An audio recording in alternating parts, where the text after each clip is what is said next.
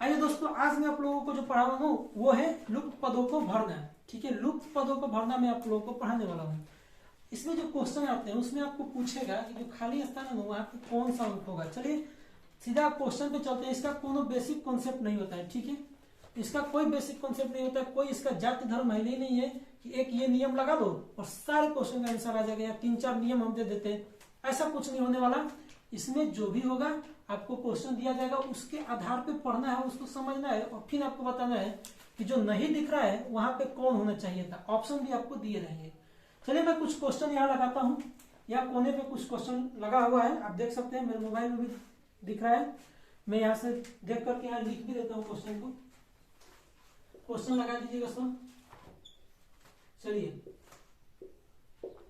मैं बना भी रहा हूँ 42, 23, 37। ठीक है, क्वेश्चन मार्क 55, 44।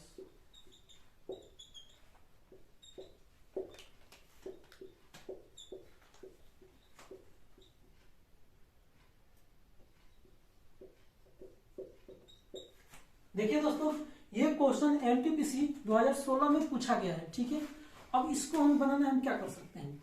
ठीक, बहुत से बच्चे दिमाग लगाते हैं, अलग अलग तरह से दिमाग लगाइएगा। कई बच्चों का अलग अलग दिमाग लगता है। अब जरा ध्यान से सोचिए हम इसमें कर क्या सकते हैं।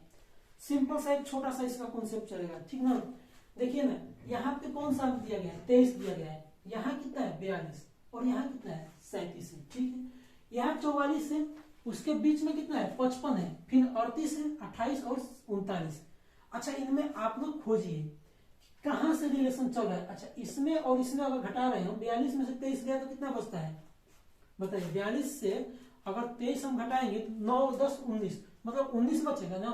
19 से किसी भी प्रकार से अगर आप कर रहे हैं, मान लीजिए यहाँ से मैंने घटा दिया, यहाँ आ गया 19, और आप कहिएगा कि सर जी 19 गुणे 2 -1 करने पे हमारा मिल जाएगा 37। ठीक है, मैं आपकी बात मान लेता हूं कि 2 गुणे 1 करने पे हमें हमारा 37 मिल जाएगा। ठीक है, हम कर भी देंगे।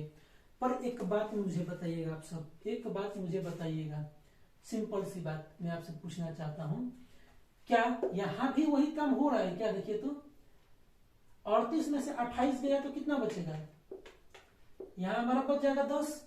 ठीक है, हम यहाँ पे क्या किए हैं, 19 में 2 का गुणा किए ना, तो हम 10 में 2 का गुणा करें क्या, कितना आता है 20। 10 में 2 का गुणा किए 20, एक कम किए हैं, कर लेते हैं जी एक कम। आया कितना 19, आना चाहिए था कितना 39 ना, नहीं आया। ठीक है, अच्छा अब आप अगर ये सोच रहे हो सकता है खंदा ज्यादा हो, तो मान लीजिए 3 का भी हम गुणा करते हैं। एक ये था, 2 इसको दिए, 3 इसको देकर देखते हैं, तो भी हमारा आंसर नहीं आ रहा है। मतलब जिस लॉजिक से, जिस पथ पे हम चले थे आंसर को लाने के लिए, वो वैलिड नहीं बैठ रहा है। तो इसमें यही होगा, आप कोई एक रास्ता पकड़िए जिस रास्ते से आप यहां तक पहुंच सके।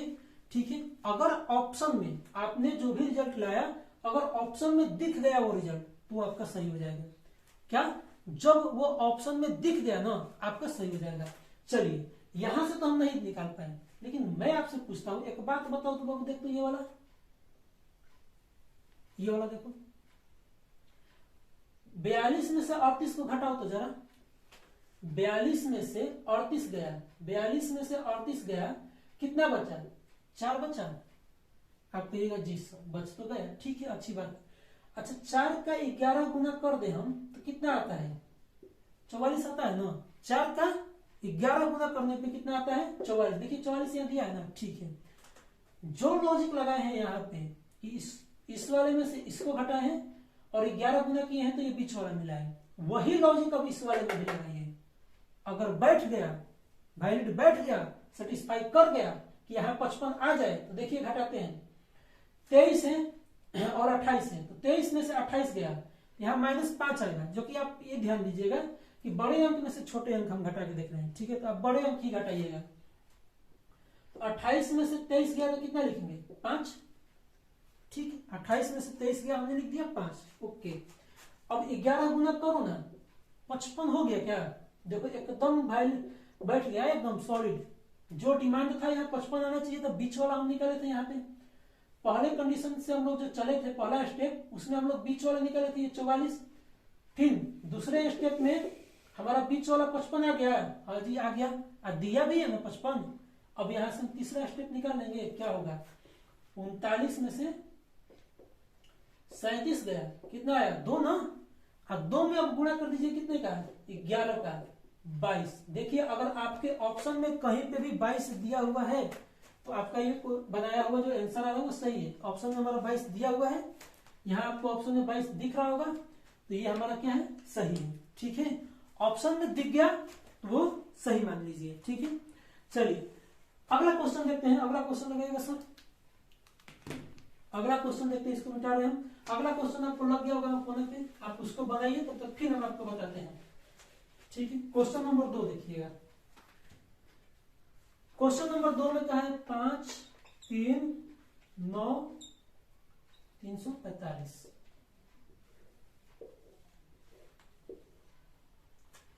6 4 10 460 7 5 11 ये बताना है हमें।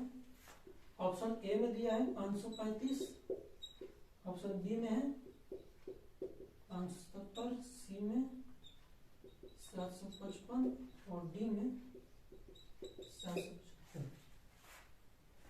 देखिए अब इस क्वेश्चन को कीजिए। ठीक है, इस क्वेश्चन को करिएगा तो क्या मिलेगा आपको। आइए हमें लाना क्या है, देखिए हमें लाना है अभी ये 335 460 और ये यहां वाला हमें लेकर आना है। ठीक है, ऑप्शन भी आपके पास है। अब इसमें हम कैसे चलेंगे तो आप ध्यान दीजिए, सिंपल सा एक चीज ध्यान दीजिएगा आप लोग कि 5 का अगर हम ये 5 लिखा है ना यहाँ पे, देखिए ना लॉजिक क्या लग रहा है, आप समझिएगा, लॉजिक को समझिएगा। मान लीजिए आप सबका गुणा भी कर देते हैं ना, 5 या 15 किए, 15 में 9 से गुणा करेंगे तो 135 आएगा। चाहिए कितना है 145, नहीं बैठा भाई सॉलिड एकदम। 5 का वर्ग करके भी अगर हम ट्राई करें तो 5 का वर्ग हो गया ये 25 और ये 3 का वर्ग 9 और 9 का वर्ग 81, तो 25 81 और 9 90 या 25 135, यहाँ पे भी नहीं बैठ रहा है, मतलब कि वर्ग भी नहीं बैठ रहा है। हो क्या रहा है, अब इस लॉजिकल कॉन्सेप्ट को पकड़ने के लिए हम लोग क्या कर सकते हैं, इसमें जरा ध्यान दीजिएगा। आप देख रहे होंगे कि जो ये बीच वाला है, देखो ना बीच वाला है, बीच वाला है, बीच वाला है। ठीक है, यहाँ जो बीच वाला है वो पहले पे होगा, यहाँ बीच वाला भी पहले पे हो रहा है। जाहिर सी बात है कि यहाँ पे जो डिजिट आएगा ना उसका भी पहला अंक कौन सा होगा, ये बीच वाला 5 होगा। तो ये दोनों तो आपका सीधा सीधी गलत। ठीक है, ये दोनों तो होने वाले हैं नहीं, आगे आप बना के भी देख लेते हैं। चलिए फिर क्या हुआ है देखिए ना, 9 में आप 5 का गुणा कीजिए 45 लिखा है क्या, 9 में 5 का गुणा करके 45 लिखा है ना, 5 गुणे 9 बराबर 45। और किया क्या है कि इस 45 के आगे, इस 45 के आगे शिफ्ट कर दिया है किसको, इस बीच वाले को। सिंपल सी बात, इस 45 के आगे शिफ्ट कर दिया है किसको, इस बीच वाले को। ठीक है जी, आगे देखते हैं किसमें किसमें गुणा किए हैं, तो 5 में और 9 में, उसी तरह से 6 में और 10 में करते हैं, मिला कितना 60। देखिए ना इस 60 के आगे किसको शिफ्ट किया है, इस बीच वाले को।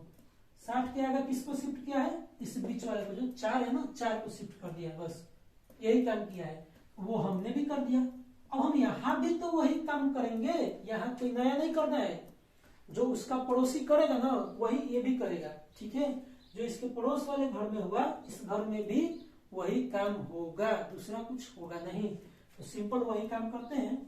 7 गुणे 11 77 आया, और 77 के आगे हम किसको शिफ्ट कर देंगे, इस बीच वाले को 5 को। हमारा आंसर कितना आ गया 577। यहाँ पे कौन सी संख्या होगी 577, ऑप्शन नंबर बी।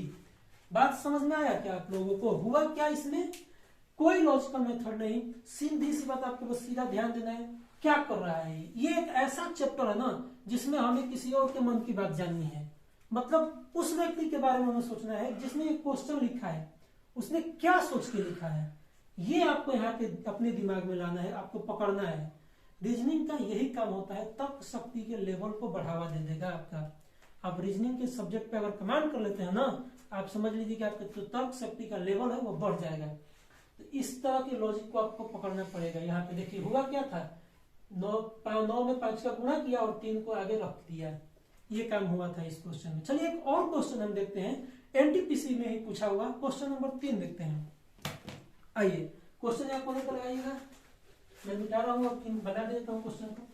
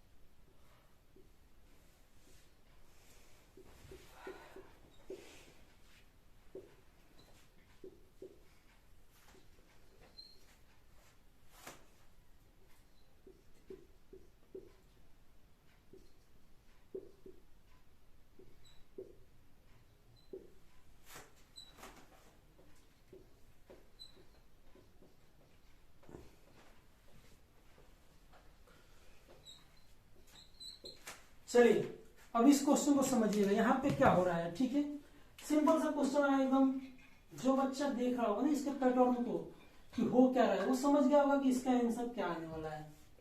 फिलहाल जिनको नहीं पता है वो देख ले क्या हो रहा है इसमें। एकदम सिंपल सी बात है भाई, लॉजिक पकड़ना है आपको। देखो ना 3, ये 9 जो है, यहाँ जितनी भी संख्याएं दी गई है तीनों ही सर्कल में, देखिए तीनों ही घेरे में जितनी भी संख्याएं दी गई है वो सभी के सभी क्या है, किसी ना किसी संख्या का वर्ग है।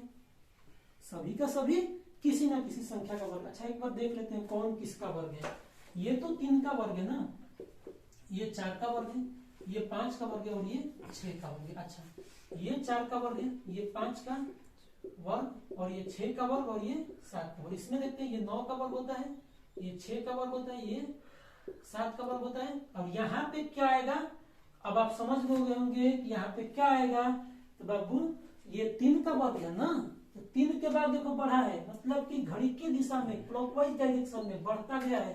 3 के बाद तो 4 का वर्ग हुआ है, 4 के बाद 1 बढ़ा 5 का वर्ग, उसके बाद 1 बढ़ा तो 6 का वर्ग। इसमें भी वही काम हुआ है ना, 4 दिया है ना, तो घड़ी की दिशा में 1 बढ़ा है, 4 के बाद कितना 5 का वर्ग, तो 5 के बाद 1 बढ़ेगा 6 का वर्ग। अगले घर में जैसे ही इन किया, 25 वाला घर से निकल के जब 36 वाला घर में आया है तो क्या किया है, 5 से 1 बढ़ाया तो 6 का वर्ग लिखा है।